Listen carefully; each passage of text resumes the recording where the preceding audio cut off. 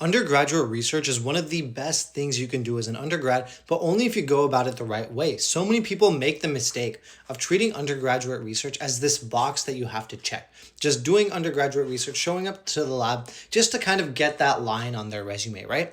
And you notice that typically what these people do is, I'm making a generalization, but what these people do is they work in multiple different undergraduate labs. They only show up when they're asked to do something, and they pretty much do the bare minimum of what they're asked to do.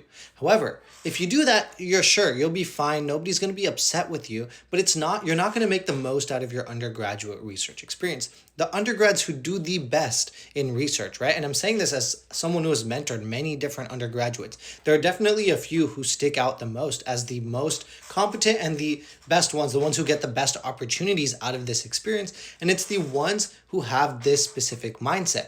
They go to lab as often as they possibly can. These are the ones who cultivate good relationships with not only the other lab mates, like with the graduate students in the lab and with the other undergraduates, but also with the professor, right?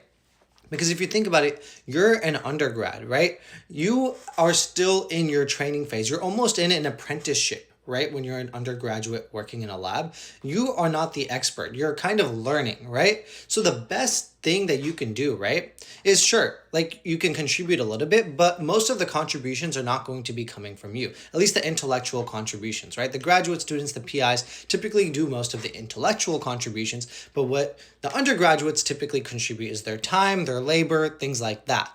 However, what an underrated thing that undergraduates do provide is like the social moral support. If you can be like a good person, someone that people like to hang out with as an undergraduate researcher, if you're the kind of person who's an undergrad and gets invited to hang out with the grad students, who gets invited to go out to lunch with the PI, those are the undergrads that typically get the most success because they get you to vouch for them, right? Because there are certain undergrads that I will vouch for no matter what, because I know they're good people and they help me out a lot, and I really it makes me want to do something for them, right? If you're a good person to be around, right? And you can tell when someone's doing something just to put it on their resume versus someone who's doing it for the love of the game. If you're doing it for the love of the game and you just love being there, then you're going to be the one who people want to do things for, right? And for every opportunity in life, right, people are going to trust the person with more credibility. So when you're an undergraduate research lab, the ultimate thing that determines the outcome of that opportunity is what your advisor and what the graduate students say about you. So focus on maintaining good relationships.